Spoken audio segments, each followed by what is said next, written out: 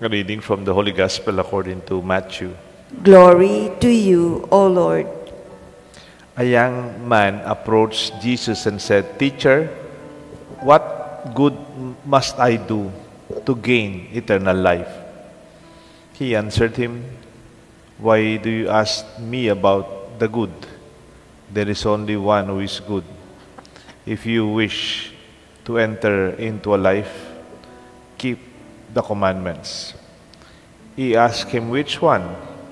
Jesus replied, "You shall not kill.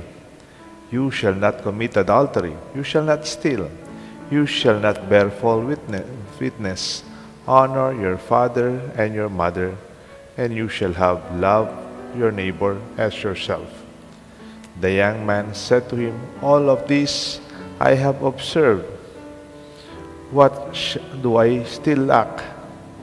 Jesus said to him, "If you wish to be perfect, go, sell what you have and give to the poor, and you will have treasure in heaven. Then come and follow me."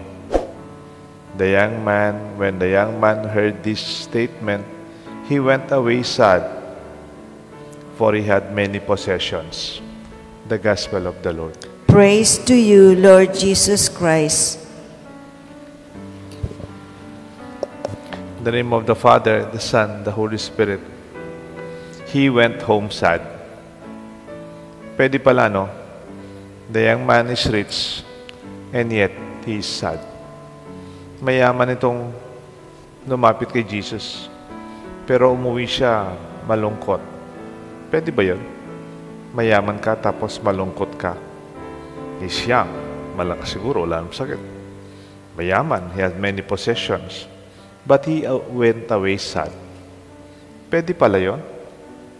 Meron bang mayaman na malungkot? Di ba dapat magmayaman ka na, hindi ka na malungkot kasi nasa sayo na lahat. But eventually when we die, pag pamamatay na po tayo, before God, we really have to leave everything behind. The way Jesus invited this young man. Even at the last part of life, facing death, we should learn to let go. Yet this rich young man is still concerned with his possessions. Pwede kasi even at the last part of his life, hindi pa rin siya makapag-let go sa kanyang ari-arian. He approached Jesus with the same question. It's about gaining. Ano ang makukuha ko?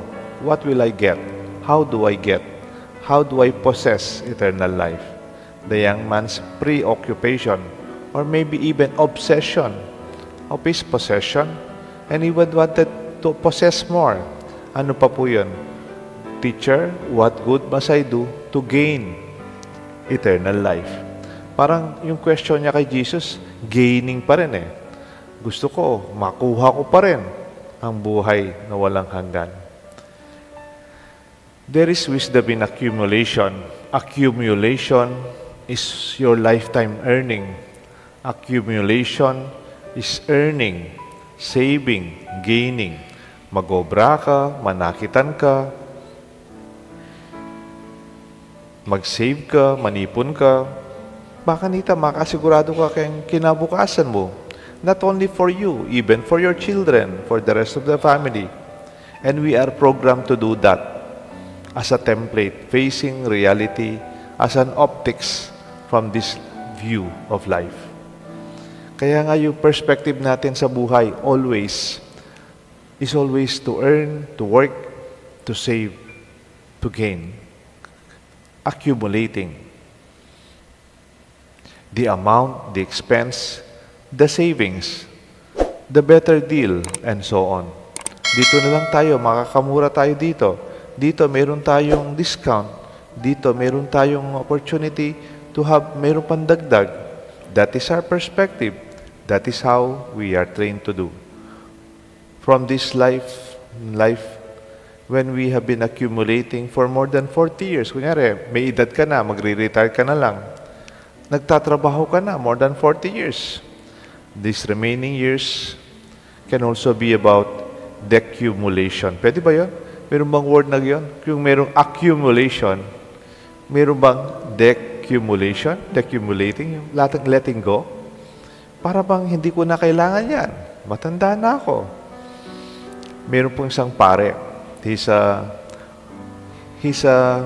modern day spiritual guru among us Catholics, most especially. Ang pangalan niya, Father Richard Rohr, an oblate of Franciscan missionaries in New Mexico. Sabi po niya, there are two parts of life. The first part of life, first part, is you focus on investing.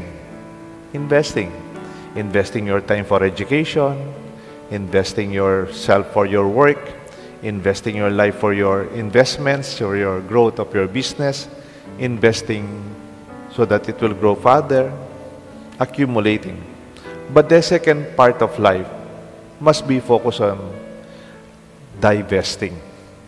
Divesting is giving, letting go, sharing, or being free. Marami po yung lecture na to actually Kahit one day pwede tayo dito. Yung first day, yung first part daw ng buhay natin, it's about the content. Ay, hindi mo na yung container. Alam niyo po yung container? Yung lalagyan. Pag at the first part of our life, we concern about container. Ano yung tatak ng shirt ko? Ano yung tatak ng shoes ko? Container. Ano yung nakikita ng tao sa akin? Ano yung tatak ng sasakyan ko? Ano yung aking bahay? There's things. Ano yung position ko sa school? First honor ba ako? Ano yung title ko? Sa opisina, na-promote ba ako? These are all the containers. Kung ano yung nakikita ng mga tao sa atin. Pero sabi niya, there will be a time in our life we focus on the content, yung laman. Yung laman.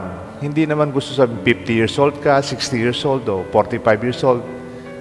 Nasa content ka na. Yung focus mo na ngayon, yung laman. Hindi na yung mas magaling ako sa classmate ko, mas magaling siya sa akin, mas mayaman ako sa kanya. Hindi na yun ang focus mo The second part of your life, you're concerned about the content. Ano yun? Your family. Your friends.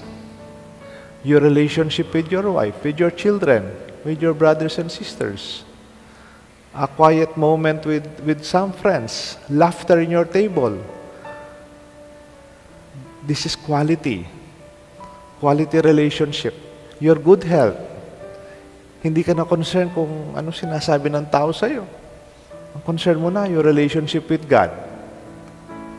A good time with your child, your son or daughter. That is the second part. That we divest. And then, there is freedom in letting go. Ang tunay na kayamanan ay the freedom, the time that you can spend. You don't have to count anymore. Na kailangan mamilang. Na kailangan mangwenta. Makakalungkot, mamatay na ka mo, kay isipan da ka, mag-prepare la kayong kamatayan da rin Amerikano. Kay makipag-deal pa kayong masanting deal kayong karelang nicho po. Karelang makananulamat I think sometimes you have to let go just to be free. Why? Because the rest of your life, you've been earning, gaining, accumulating. That's why Jesus invited this man. Let go and follow me. Then you will have true freedom. Hindi naman talaga mawawala lahat. You will simply enjoy what you already have. May kukwento po ako sa inyo itong kapatid ko nagda-dialysis. Matagal nang nagda-dialysis. More than 20 years na siya nagda-dialysis noon. Pinuntahan ko siya. Yung dialysis nila, hindi man dialysis room isang floor. Yung hospital na yon, yung 4th floor, yung lahat ng 4th floor, nagda-dialysis lahat. Ang dami, no? Ang dami nagda-dialysis. And then kapatid ko, isisi lang siya, natutulog. Binisita ko siya, umaga. Tapos may isang pasyente, medyo may edad na rin, medyo siguro matanda ng konti sa akin. Siguro 60 plus, 60 plus. Mainit yung ulo niya. He's agitated. He's irritated. He's angry. He's shouting as his helpers. Sinisigawan niya yung kanyang katabing assistant niyang tumutulong sa kanyang caregiver. Yung mga nursing staff, galit din siya. Parang nakatingin lahat sa kanya.